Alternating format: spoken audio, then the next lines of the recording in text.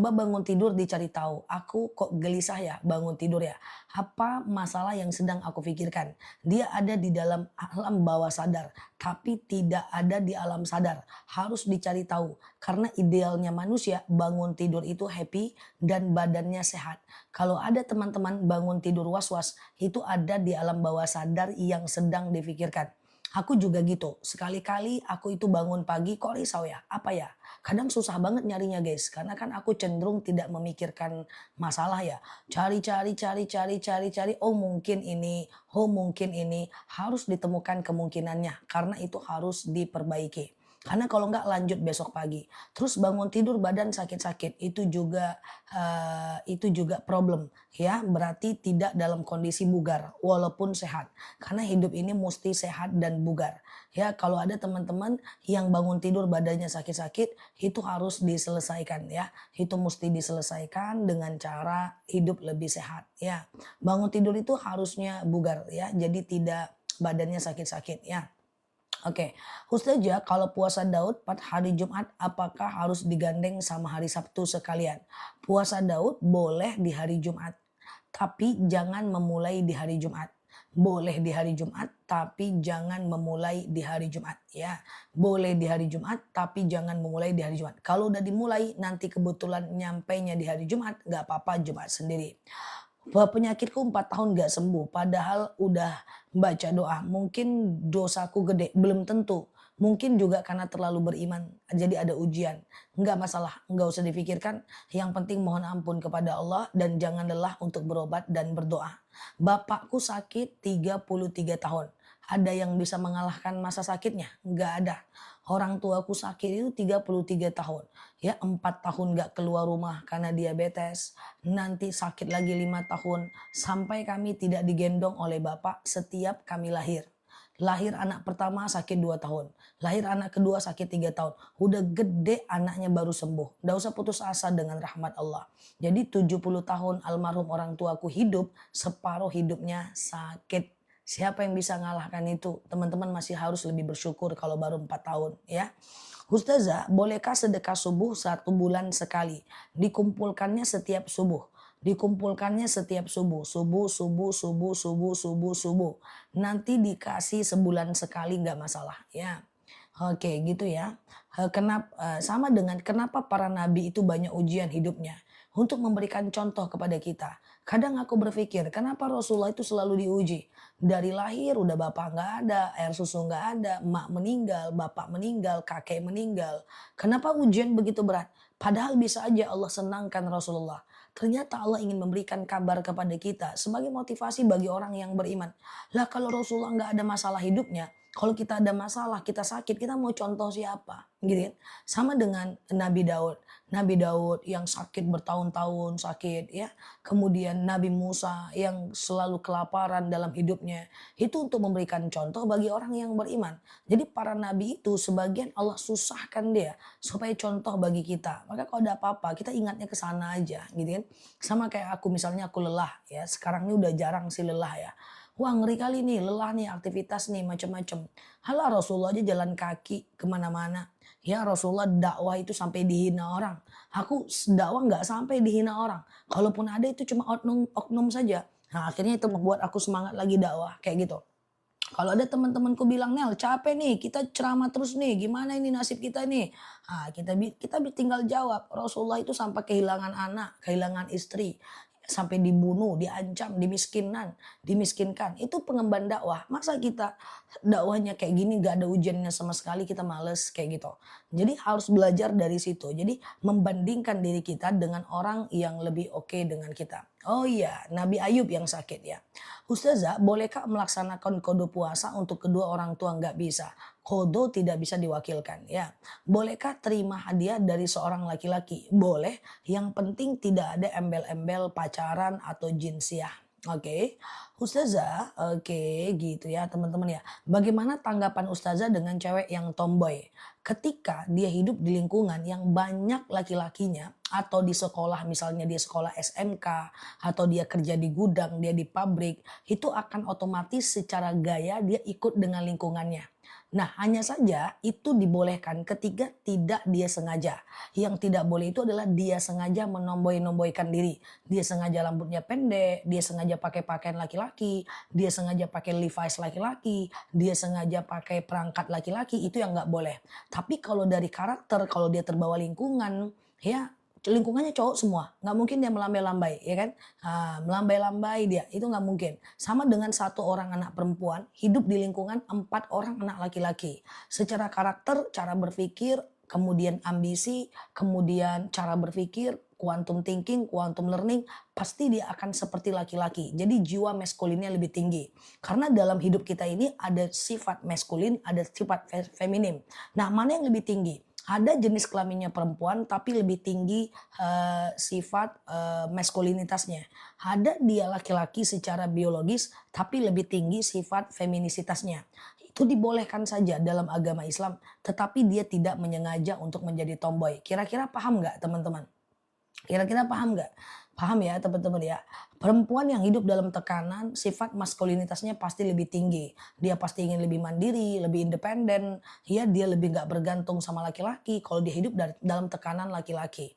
Atau dia lihat mak bapaknya bertengkar, dia mulai takut hidup susah. Akhirnya dia memiliki sifat maskulin yang lebih besar. Jadi nggak masalah. Tetapi dia tidak boleh sengaja mengganti dengan pakaian laki-laki, sepatu laki-laki, kemudian bajunya seperti laki-laki, rambutnya sebagai laki-laki, seperti itu. Kalau sifat feminim terus karena ayahnya meninggal, jadi maskulin, gimana Zah? Nggak apa-apa, kan itu cuma sifat. Selagi dia tidak melanggar syariat, dia cenderung ingin melindungi adiknya karena bapaknya meninggal, dia cenderung ingin menafkahi adiknya karena orang tuanya meninggal. Karena di rumah tangga itu nggak ada yang bisa menafkahi, dia cenderung kerja lebih rajin supaya dia bisa menafkahi orang tuanya. Itu sifat maskulinitas. Ya, itu maskulinitas lebih besar daripada feminisitas. Nah, itu nggak masalah. Tetapi yang nggak boleh itu adalah dia bentuk dengan sendirinya. Dia bentuk dengan sendirinya. Itu yang nggak boleh. Ya, dengan cara berpakaiannya dan seterusnya. Ya, aku kalau dikaji-kaji sifat maskulinitasku itu cukup gede, teman-teman. Futuristik, kemudian kecenderungan bertanggung jawab, kecenderungan ingin nggak bergantung pada orang lain, kemudian kecenderungan untuk lebih bossy gitu ya, artinya mengayomi bukan diayomi. Itu sifat maskulinitas yang ada dalam diri kita. Yang penting kita tidak merubahnya menjadi pakaian, memirip-miripkan dengan laki-laki. Paham nggak kira-kira? Paham ya? Ustazah, apakah berdosa pas butuh uang anak-anak aku berzikir, sholawat tapi aku cari pinjaman ke teman? Nggak berdosa, itu usaha, nggak masalah ya. Oke, Ustazah, oke. Kalau kita rambut pendek nggak apa-apa. Cuman suka dan menyengajakan pendek biar seperti laki-laki itu yang jadi problem ya. Oke, Ustazah, kita nggak sholat duha. Ustazah, kita nggak sholat duha, lalu sholat hajat, lalu sholat duha lagi. Setiap laksanakan, silahkan, nggak ada masalah. Sholat duha itu kan terpapar dari 2,5 jam dari azan subuh sampai 1 jam menjelang azan zuhur, ya kan? 2,5 jam dari azan subuh sampai 1 jam menjelang azan zuhur, ya kan? Nah itu kalau kita pengen sholat duha boleh, nanti sholat taubat lagi boleh, sholat hajat lagi boleh, itu nggak jadi problem ya teman-teman ya, itu nggak jadi masalah ya. Ustazah, bolehkah wanita haid mendengarkan Yasin? Boleh. Membacanya kalau dari buku juga nggak ada masalah. Ya, membacanya dari buku juga tidak ada masalah ya. Ustazah, cara sujud sahwi. Sujud sahwi itu adalah sujud kalau kita lupa rokaat ya. Ini rokaat 2 atau 3 ya. 2 atau 3 ya. 2 atau 3 ya. Nah, kita anggap 2 saja dulu. Nah, setelah itu kita sholat seperti biasa. Setelah fil alamina innaka hamidum majid. Allahu akbar. Subhana man la yanamu wa la yashu. Kemudian Allahu akbar. Duduk, sujud lagi. Allahu akbar. Subhana man la yanamu wa la yashu. Nah, baru duduk lagi, salam kanan, salam kiri. Ustazah, aku susah masuk live-nya. Iya, TikTok kita lagi sakit. Akun kita lagi agak sakit dari hari Senin guys. Jadi orang-orang baru tidak ketemu kita di berandanya. Dan kadang-kadang udah masuk ke pental keluar. Ya lagi demam, lagi diperbaiki ya teman-teman, kita jalani dulu. Karena ini udah dari hari Senin ya, teman-teman ya. Nah gitu ya, ini udah dari hari Senin, semoga dia sembuh, sedang kita cari tahu. Pelanggaran nggak ada, nol, aman aja ya. Ustazah, oke, istighfar atau solawat yang lebih utama mana? Ini udah aku jawab tadi malam Mbak Tanti. Istighfar itu dan solawat punya fungsi yang berbeda Mbak. Ya, fungsinya berbeda. Istighfar itu adalah mengampunkan dosa kita. Solawat itu mendatangkan syafaat. Lakukan dua-duanya. Ya, nasihat teman cinta, cara ngomongnya gimana? Cara ngomongnya terus terang aja, nggak apa-apa. Jangan kayak gitu, nggak enak nanti tahu orang harga diri kamu di mana dan seterusnya. Ustazah, apakah boleh sholat duha 4 rakaat? Nah, jadi nggak ada problem. Ya, dua-dua saja. Iya teman-teman ya, jadi ini dia tidak lewat di beranda orang-orang baru. Dia cuma lewat di beranda-beranda orang-orang follower aja. Nah itu dia, kadang-kadang mau masuk mental ya. Nggak apa-apa teman-teman, coba share-share tautan aja, tap-tap layarnya aja. Nah yang baru mampir klik foto aku di pojok kiri atas, follow, aktifkan tombol loncengnya ya. Sehingga kita bisa belajar bersama di akun ini ya. Ustazah, kalau sholat di depan orang yang duduk di dalam kereta, kalau bisa jangan ya, jangan lakukan itu karena lewat di depan orang duduk, sholat itu nggak boleh. Rasulullah SAW uh,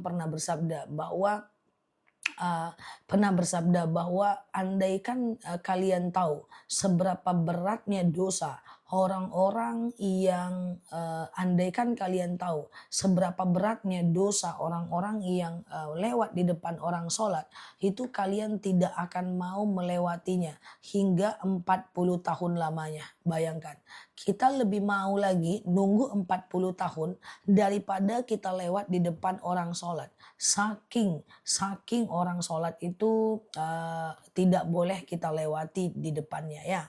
Ustazah, oke, dosa enggak istri mendoakan suami yang lagi zolim? Doanya doa apa? Kalau doa baik-baik boleh, doa buruk-buruk jangan. Karena dia suami, kalau doa kita buruk itu akan berefek kepada dia, akan berefek kepada diri kita juga. Jadi doanya yang baik-baik aja ya. Ustazah, iya Mbak Nursiah. Batasnya sholat tahajud berapa rakaat? Tahajud itu lebih kurang batasnya adalah 2, 4, 8, dan 12 rakaat ya. Di Masjid Nabawi itu biasa kan lewat di depan orang yang sembahyang. Lah kalau di dua tanah haram di Mekah Madinah itu banyak pengecualian. Boleh di depan orang sholat lewat, bersentuhan dengan laki-laki tidak batal saat lagi tawaf. Dan kemudian boleh sholat jauh ya selagi mikrofonnya masih terdengar. Kita nggak di masjid, tapi kita berjemaah dari depan ruko, itu boleh. Tapi kalau di Indonesia nggak boleh. Jadi beda antara kita dengan Mekah dan Madinah, Mbak. Itu beda ya. Karena di dua tanah haram banyak sekali pengecualiannya.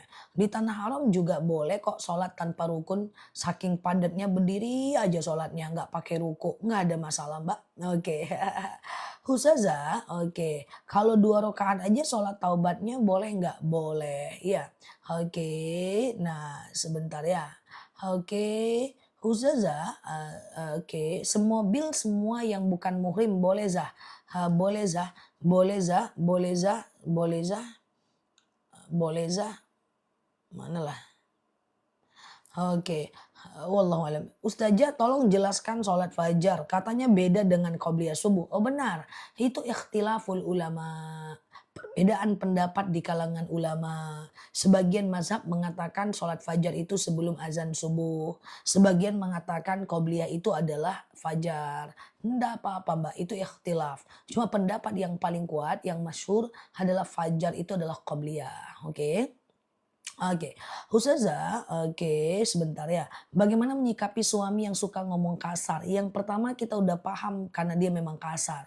Yang kedua karena kita udah paham, gak usah kita pikirkan, jangan masukin ke otak kita. Kemudian yang ketiga, jangan melawan. Semakin kita melawan, semakin keluar kata-kata hebatnya itu. Semakin kita bantah, semakin dia lebih ngeri lagi menyakiti kita. Ya, semakin kita bantah, semakin dia akan mengeluarkan dosis yang lebih tinggi untuk mematikan karakter kita. Itu yang pertama. Pertama, pahami bahwa karakternya memang begitu. Jangan masukin ke kepala kita. Kedua, jangan membantah. Ingat, kalau dibantah dia juga gak bakal diem kok. Dia malah mengeluarkan kata-kata yang lebih pedih lagi untuk menyakiti kita. Karena misi orang kasar adalah mematikan lawan. Yang ketiga, atur jarak secara perasaan ya. Atur jarak secara perasaan. Perasaan boleh satu atap, tapi perasaannya diatur jaraknya. Artinya jangan terlalu berharap bahwa dia akan lembut dengan sendirinya. Yang keempat adalah beri ruang untuk diri kita. Cari ruang-ruang kosong, entah di kamar anak, entah di dapur, entah di ruang tengah. Itu ruang untuk diri kita. Di situ nanti kita bisa olahraga, kita bisa berzikir, kita bisa senam sendiri di rumah. Harus punya ruang privasi, ruang pribadi. Sehingga kalau kita bete, kita bisa pergi ke ruangan itu. Atau sekedar olahraga, atau sekedar latihan pernafasan, atau sekedar berjemur di taman belakang. Ya, itu mesti kita lakukan supaya kita menciptakan jarak antara kita dengan kondisi kita yang ada. Nah, itu kalau suami. Nah, kalau orang lain ya seperti orang-orang yang teman-teman kemudian suka menyakiti, ya itu tinggal sikat aja, tinggalkan aja kalau kayak gitu mah. Ya, oke. Nah, itu ya teman-teman, tinggalkan aja, nggak usah teman lagi sama dia, udah selesai ya. Jangan dekat-dekat lagi sama dia. Oke ya. Ustazah, oke ya. Ustazah, semobil yang bukan mahrim boleh nggak? Zah, kita sama-sama punya pasangan. Kalau semobil nggak masalah, yang penting tidak membicarakan jinsiah. Yang penting tidak membicarakan soal apa kabar, di mana, udah makan belum, hati-hati ya. Yang penting bicaranya soal kerjaan, ya kan? Kayak di angkot, kita sendiri, ada supir sendiri, kayak naik gokar, ya kan? Kita sendiri, supirnya sendiri, itu mah nggak apa-apa. Yang penting kita tidak mengomongkan soal-soal urusan percintaan lah ya. Oke, Mbak Solea, aku sehat ya. Oke, teman-teman boleh share-share tautan tap-tap layarnya ya. Oke ya. Ustazah, bagaimana cara berwudu yang sah tanpa buka jilbab saat di perjalanan? Kalau ada toilet, cari toilet. Kalau ada tempat wudhu, cari tempat wudhu. Kalau nggak ada, ya basuh muka yang tampak saja. Ya, basuh muka yang tampak saja. Tangan jangan dising-singkan lengan bajunya, basahkan aja bajunya sedikit, kepala di jilbabnya aja, dan sepatunya dilap sedikit kena air atau kaos kakinya. Gitu ya. Ustazah, apa kita berdosa kalau kita ajak suami sholat jemaah, tapi dia nggak mau, kita masing-masing aja? Nggak apa-apa. Ajak suami jemaah berbentuk usaha. Dan juga nggak boleh terlalu dipaksa. Karena orang yang nggak tepat bacaan Al-Fatihahnya, yang nggak tepat bacaan Al-Fatihahnya juga nggak bisa jadi imam kok. Ya, karena menghilangkan satu panjang pendek dalam Al-Fatihah, itu sama dengan menghilangkan satu huruf dalam Al-Quran. Jadi nggak usah dipaksa kalau dia nggak bisa. Suruh aja ke masjid kalau nggak bisa. Nanti dipaksa-paksa, rupa-rupanya Al-Fatihahnya salah-salah, sholat kita juga jadi nggak sah, iya kan? Nah, Ustazah gitu ya. Oke. Oke, oke, amin ya Mbak Wirna ya. Bolehkah mengerjakan keduanya, fajar dan qobliyah subuh, tapi setelah azan boleh? Berarti Mbak ikut madhab yang lain ya. Mbak ke fajar dulu, lalu kemudian Mbak sholat, lalu kemudian Mbak melakukan apa namanya? Hmm, Mbak melakukan yang namanya sholat qobliyah. Boleh nggak? Ustazah, oke, aman ya teman-teman ya. Aku sehat. Semoga teman-teman juga ya. Oke, kalau ada orang yang ngedengki, oh, kalau ada datang rasa dengki sama orang, oh gitu. Kalau ada rasa dengki sama orang, gimana cara mengelakkannya? Pertama istighfar. Yang kedua, jangan dekat lagi sama dia. Karena kita dengki itu bukan karena orang, bukan karena apa yang dia punya, tapi orangnya. Ya, misalnya nih, ada teman kita beli mobil baru, kita dengki, kita iri. Tapi kalau teman lain beli mobil, kita biasa-biasa aja. Jadi dengki itu bukan karena objek yang dia punya, tapi karena orangnya. Caranya gampang banget. Tinggal nggak usah lihat nikmat yang Allah berikan kepada dia, lihat nikmat yang Allah berikan kepada kita aja. Ada sebagian karakter kalau lihat orang lebih hebat dia minder. Ada sebagian karakter kalau lihat orang lebih hebat dia termotivasi. Itu karakter. Kalau kita ngelihat orang lebih hebat kita minder dan iri, jangan lihat. Lihat orang di bawah kita, biar kita pede. Tapi kalau kita ngelihat orang lebih hebat kita termotivasi, lihatlah dia. Oke, gitu ya. Teman-teman termasuk yang mana nih? Lihat ke bawah termotivasi atau lihat ke atas termotivasi? Nggak ada yang benar, nggak ada yang salah. Semua-semuanya benar, tergantung karakter. Ya, jadi kalau ada orang lihat orang hebat, dia semakin termotivasi. Ada orang ngelihat orang yang hebat, dia semakin rendah diri. Ada. Nah, terserah teman-teman mau lihat kemana, ya kan? Lihat kemana, ya kan? Gitu. Oke, gitu ya. Ustazah, oke. Berharap kehidupan lebih mapan. Apakah itu tidak bersyukur? Oh, kita pengen kehidupan lebih baik, lebih baik, lebih baik. Apakah itu tidak bersyukur? Pengen kehidupan lebih baik, nggak bisa teman-teman kontrol. Ya, karena setiap manusia punya nafsu. Ya, bahwa setiap manusia itu punya nafsu hidup lebih baik. Lah, kalau kita nggak punya nafsu untuk hidup lebih baik, maka berarti ada yang problem dalam diri kita. Nggak apa-apa kita selalu mengejar dunia, tapi tidak boleh mencintai dunia. Bedanya apa? Kalau kita mengejar dunia, kita kerja ingin lebih baik, nggak masalah. Tapi pas dia anjlok, pas kerjaan kita terkendala, tidak boleh menderita. Kalau menderita berarti kita cinta dunia. Kalau kita biasa-biasa aja dan mencari solusi yang lebih baik, itu berarti kita sekedar mengejar dunia. Dunia itu boleh dikejar, tapi nggak boleh dicintai. Makanya ada dalil huwa batagi fima atakallahu darul akhirah wa la tansa nasibaka minad dunya. Cari kehidupan akhirat, jangan lupa nasib kita di dunia. Nggak apa-apa kejar dunia, tapi nggak boleh cinta dunia.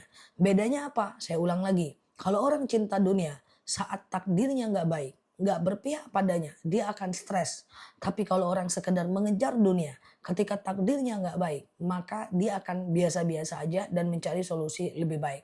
Nggak akan bisa dihilangkan rasa pengen hidup lebih baik, nggak bakal bisa. Oke? Gitu, nggak bakal bisa. Nggak apa-apa, bukan berarti kita tidak bersyukur. Yang tidak bersyukur itu adalah yang udah kita dapat kita nggak nikmati, itu baru nggak bersyukur. Ya, jadi kalau kita dapat rezeki yang ada kita nikmati, kita besarkan, kita cari lagi. Ya, dapat sedikit kita besarkan, kita nikmati, ya kita cari lagi. Kayak gitu guys, ya. Paham ya? Oke, siap ya. Ustazah, oke, siapa yang boleh jadi wali anak perempuan? Ya, bisa paman, bisa adik laki-laki, bisa adik perempuan laki-laki, ya bisa ponakan laki-laki. Ustazah, kalau subuh kesiangan mulu, gimana hukumnya? Kalau lalai tidak ada usaha, ya berdosa dong. Ya berdosa dong, ya kan? Karena alladzina hum an sholatihim sahun. Ya, orang-orang yang lalai adalah orang-orang yang pendusta agama adalah lalai dalam sholatnya. Makanya semuanya bisa diusahakan. Semuanya bisa diusahakan. Termasuk usaha bangun pagi. Bisa diusahakan teman-teman ya. Usaha bangun pagi, usaha lebih oke lagi itu bisa ya. Hidupkan aja alarmnya kenceng-kenceng dan jangan taruh di belakang kepala karena kalau ditaruh di belakang kepala nanti dia jadi dimatikan lagi tuh alarmnya. Taruhnya di tempat yang jauh ya teman-teman ya. Letakkan alarmnya di tempat yang jauh. Sebentar ya teman-teman ya. Ini aku lagi kepake sebentar ya.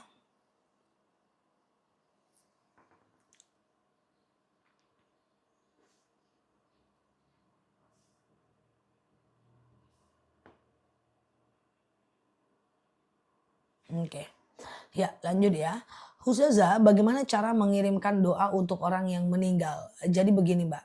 Cara mengirimkan doa untuk orang yang meninggal gimana? Yang pertama, Mbak bisa kirimkan bacaan Al-Quran sampai hatam buat dia. Ya Allah, saya kirimkan Al-Quran. Dengan Al-Quran ini, lapanglah kuburan orang tuaku. Berhenti malaikat menyiksanya. Ringanlah siksa kuburnya. Atau misalnya, ya Allah ya Tuhan, saya baca Al-Waqiah, dengan Al-Waqiah ini dapat lapanglah kuburan orang tuaku, berhenti malaikat menyiksanya dan seterusnya. Atau bisa sedekah dan mendoakan pahalanya untuk dia, juga bisa ya. Ustazah, kalau orang tua tidak menjalankan sholat 5 waktu, gimana cara mengingatkannya? Pakai bahasa teman-teman aja. Ya,